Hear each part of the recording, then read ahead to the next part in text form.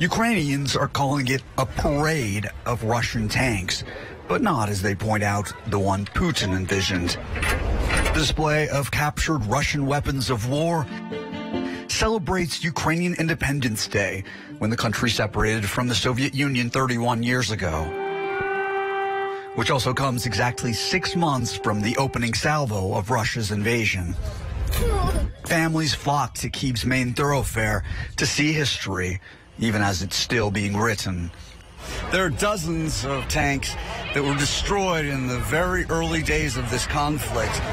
They're monuments to Ukraine's surprising and punishing blow to Putin and to how Ukrainian forces thwarted his plans to capture the capital.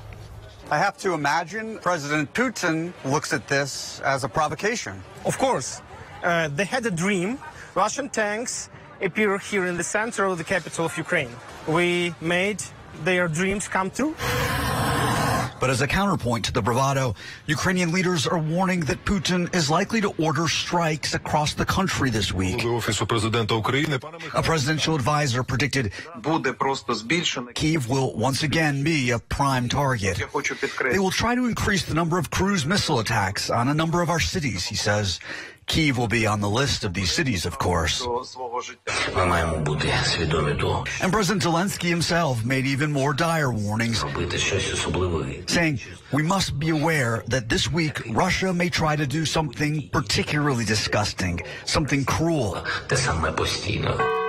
Ratcheting up fears of an attack, the government added to its air raid warning app 2 new notifications: church bells for a chemical attack and an alarm bell for radiation danger. And Kyiv subway stations are closing an hour early so they can be used once again, if needed, as air raid shelters. But despite such apprehension, here in the capital, the spirit is one of defiance. Today, these rusted relics of a war not over are serving as a playground for Ukraine's next generation. What do you think the message is of all of this? David, who's 13, says, we showed we are much stronger. A woman from the suburb of Irpin, where Russians killed hundreds of civilians during their month-long occupation, spray paints her city's name on a Russian armored personnel carrier. Why? They tortured the people of Irpin. They got what they deserved. On the side of the road where the Russian tanks are shown is a different type of display. Flags representing Ukrainian soldiers who've been killed these past 6 months.